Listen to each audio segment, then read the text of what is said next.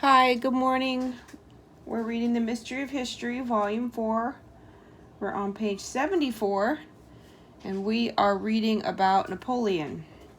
Okay, so we'll pick up with this section is called From First Consul to Emperor. Always wanting more, Napoleon felt that the title of First Consul wasn't enough. We read this little part yesterday. In 1804, he crowned himself emperor. Miss Hobart says, I mean that literally. In an elaborate ceremony at Notre Dame Cathedral, Napoleon took a gold laurel wreath crown blessed by the Pope and placed it on his head with his own hands. This was to demonstrate that no one was superior to Napoleon, not even the Pope. Do you remember the Holy Roman Empire?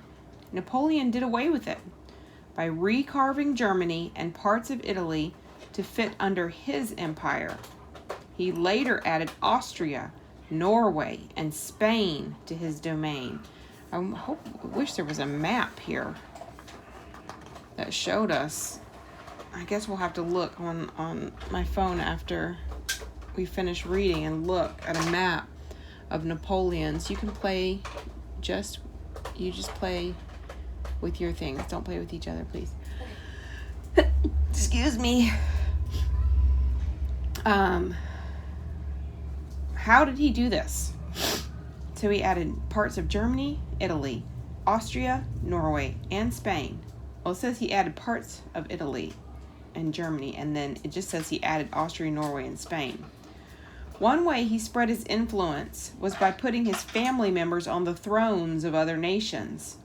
In fact, you'll be learning in other lessons that the history of Latin America was changed when Napoleon put his brother on the throne of Spain. Besides using his family to expand his empire, Napoleon used his extraordinary skill as a military leader. He was a genuine student of war, and he knew how to read the weaknesses of his enemies and attack with full force. Action and speed was his motto. Napoleon's greatest victory was in Moravia at the Battle of Austerlitz in 1805. There, he showered 87,000 Austrians and Russians with cannon fire. Yikes. Because those are not soldiers, those are just people. 15,000 died and 12,000 were captured. Napoleon's victory at Austerlitz was hailed as a military masterpiece and proved he was an emperor to be reckoned with. As powerful as he was, Napoleon didn't win every campaign. In matters of the heart, he struggled to keep the affection of his wife, Josephine. Widowed and the mother of two, Josephine was 6 years older than Napoleon. So it sounds like she already had 2 children from a husband who had previously died. From the battlefield, Napoleon wrote every day to Josephine, expressing his love for her. She didn't write back. Her indifference nearly led him to madness. He eventually divorced Josephine and married Mary Louise of Austria, who provided him with something he valued more than love. That something was a male heir. They named him Napoleon after his father. Napoleon II. Amid high hopes, baby Napoleon was given the title King of Rome. I feel like we should call him something else than Napoleon. Here is a scene it says, though Josephine was largely indifferent to Napoleon, here she is depicted in a fainting spell. I like how it calls it a fainting spell. I had a spell of fainting at the news of their impending divorce. And that guy's looking at him like, whoa, man, you just knocked your wife out. Oh, yeah, I don't know who that is. She just happened to be standing there to catch her. Yeah, she probably said, catch me, and fell down. As for other campaigns he lost, Napoleon dropped the idea of taking the United States when he sold the Louisiana Territory in 1803. But more on that in the next lesson. And he failed to take the British when he was stopped at the Battle of Trafalgar. Not sure where the emphasis is there. In 1805. Still, Napoleon won enough wars over 15 years to be admired by most of his people and feared by most of his rivals.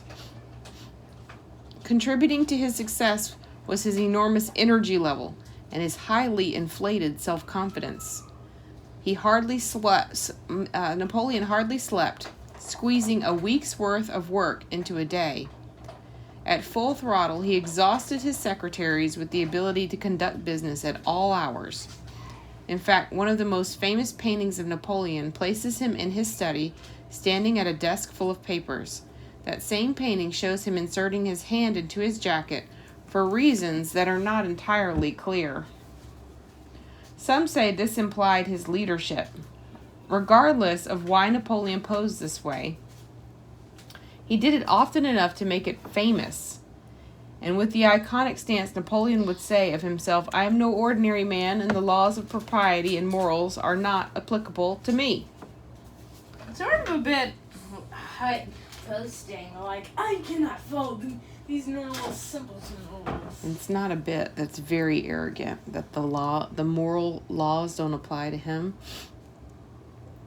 He's allowed to break whichever one because he's different than all the rest of us.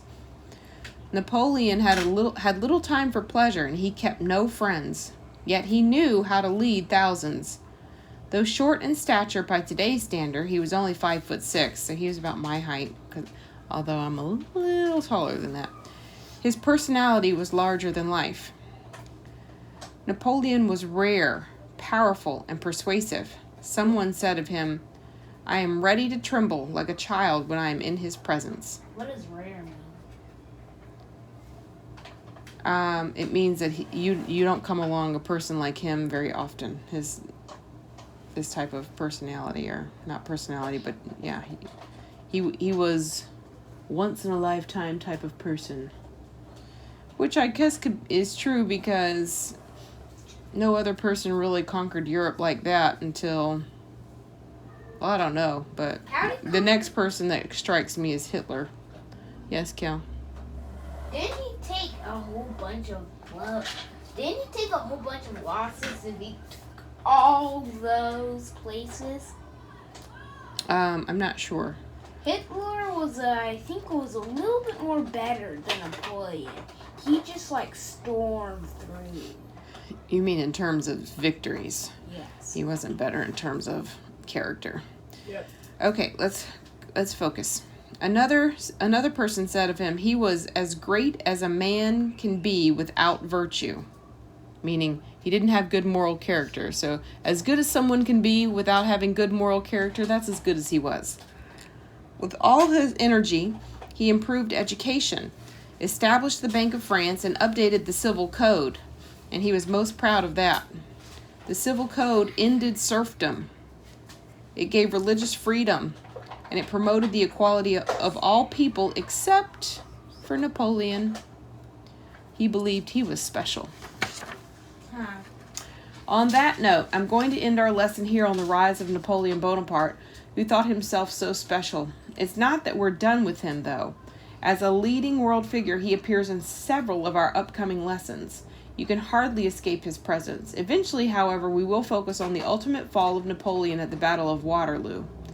You'll learn then that his obsession with power would, in the end, bring the demise of his empire and the death of his ambitions. I remember the Battle of Waterloo. Yes. By British General Wellington Good. and his allies. All right, we got to stop there. We're on page 76. We'll pick up there next week. Goodbye.